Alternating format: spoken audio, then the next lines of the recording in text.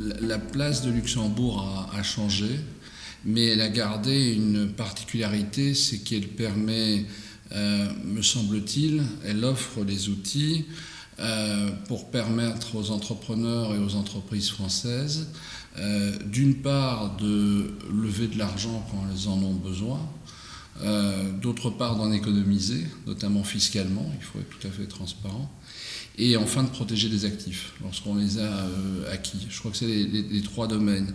Alors ce qu'on évoque ici, c'est ce que nous on appelle vraiment la levée d'argent.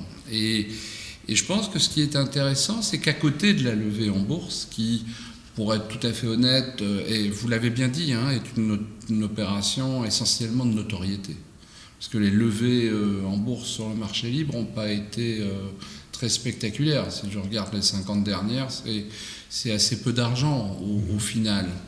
Et ce qui est intéressant, me semble-t-il, c'est qu'à côté de cette grande opération un peu lourde, qui est nécessaire pour la notoriété, on peut relativement facilement créer ce qu'on appelle un fonds privé à Luxembourg,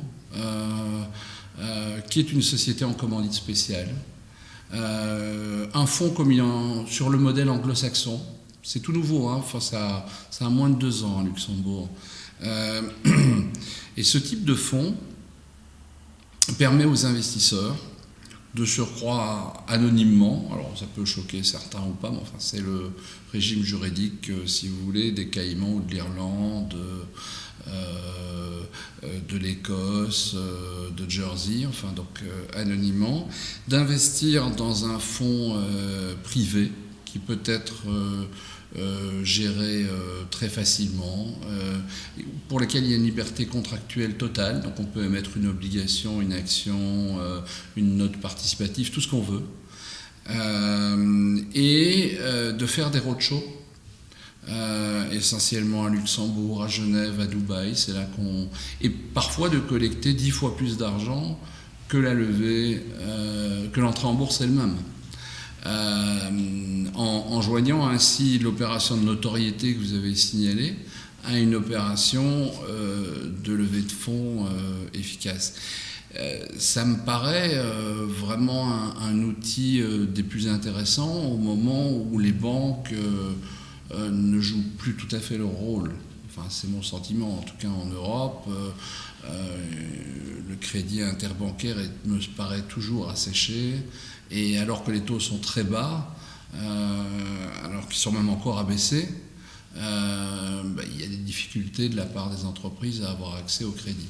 Et je pense que ce type de structure qui permet de créer un petit fonds privé en moins d'1 mois, c'est ça ce dont on parle, donc il n'y a pas de régulation, donc il n'y a pas d'autorisation de l'équivalent de l'AMF luxembourgeois qui est la CSSF, est un outil qui permet notamment aux entreprises françaises de lever des fonds très rapidement et très efficacement sur les places financières.